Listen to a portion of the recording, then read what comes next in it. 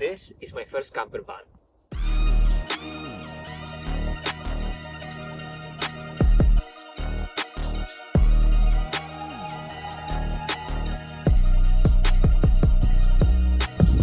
I'm Davide, welcome to my channel, and this is my first camper van. I had this for just about a year and there is a lot of things going wrong with it, so let me show you. Let's start with a very quick walk around. This is my 2008 Ford Transit camper van. It's been camperized by the previous owner and it has now about 18 years, and you can really tell that time has not been so kind to it. As you can see, first of all, the headlights, well, they've gone a bit faded.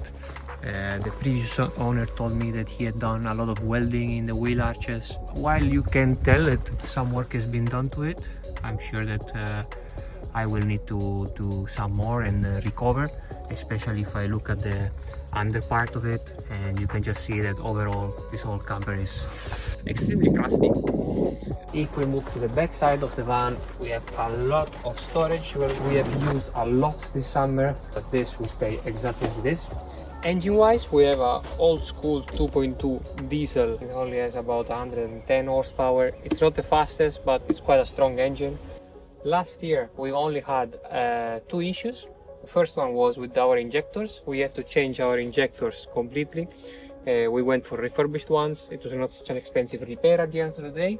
And we broke our power steering pump on our first day of actually buying the van. We only have to do a good old servicing. It only means changing the oil, changing the air filter and changing the oil filter. And we currently have an issue with our thermostat, because our car always stays cold, so you can never get warm air out of the vents. I will get that sorted out. Inside we can see that has been semi-camperized. We have a kind of double bed.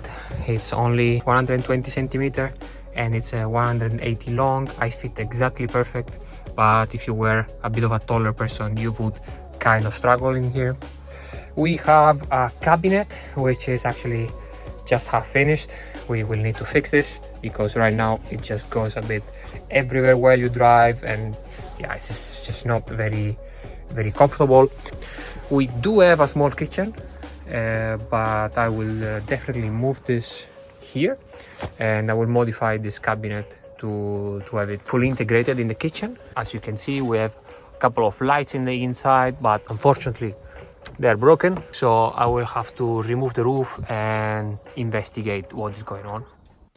And so I decided that this is what I wanted to start with, being that not having lights in the camper really disturbed me. Unfortunately though, my excitement lasted a whole 5 minutes, because this is what happened next. Have you ever started doing a job thinking you are absolutely ready for it, and then as soon as you start, you realize all the tools you forgot to do it? If you ever done that, you know how I feel. I forgot that clipping thing that clips the cables so I can put new connections, and I forgot the connections itself at home. So that means I cannot do this job right now. So we're gonna have to park it and move on to something else. This is where my ADHD kicked in and I started disassembling the cabinet without first finishing up the roof. Basically, the only problem with this cabinet is that it wobbles around and it moves while you drive. So I decided to put down a plate at the bottom and one at the back to make it sturdy. You join me one day later. I'll be honest, I did almost no work to this cabinet myself. My father saw what was going on and he's really into woodworking, so he literally took over while I was dedicated to other projects. Which then meant I could move on to the next task, which was to install some handles on our cabinet. After measuring everything at least twice to avoid making a complete mess out of this cabinet, I went ahead and made a couple of holes with this absolutely oversized drill. And installed these handles I got in a local store for only 99 cents. My last task for the day was to move the gas tank holder from its old spot to its new one and fix it with a few screws to make sure it doesn't go anywhere. And just like that, our cabinet was complete. Or so I thought, but you will see more about that in the next episode. With our interior looking much better, I decided to move on to the engine work and to start by swapping the thermostat. First, I'll need to empty our coolant tank and then replace the thermostat, which actually sits right there. The thermostat is just a valve controlling the temperature of your engine. When the engine is cold, it stays closed, stopping water to go through your radiator, so it warms up faster. Once it's hot enough, it opens to prevent overheating. By keeping the engine at the right temperature, it also helps reduce fuel consumption, which in our case had gone crazy. And this is where I try to advise you to do a better job than me, because as you can see, I might have collected about half of the coolant. By removing these 3 absolutely impossible screws, I then was able to gain access to the thermostat.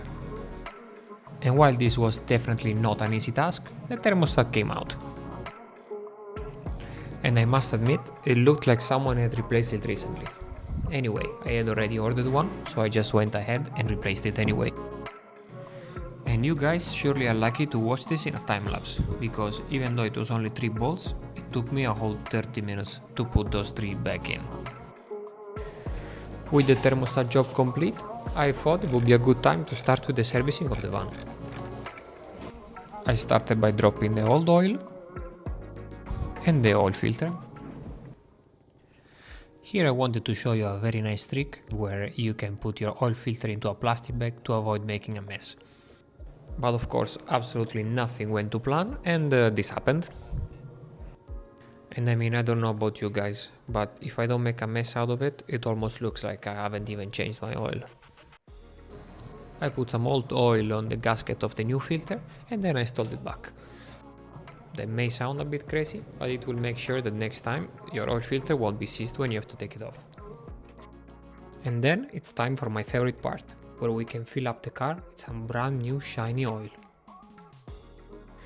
To finish it all off, I then went ahead and filled up the coolant to its max. And after just a few hours of work, the engine maintenance was complete. It was time to go for a test drive. Finally, the van is running right. You can see the temperature is 90 degrees spot on. I've been driving it for a while and it absolutely works perfectly.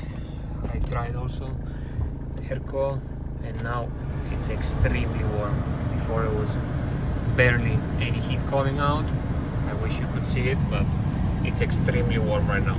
So I'm very happy with this. That's where we're gonna stop with today's episode. Let me know if you enjoyed watching this video in the comment. More videos are coming about this camper van for sure on episode 2, where I will complete all the things I couldn't get to do already. And more content about more cars that I have already planned. Please like and subscribe. I'm sorry if sometimes I cannot find my words or it's complicated for me because English is not my first language. I hope it's not too complicated to follow me. And yeah, thank you so much for watching. See you next time.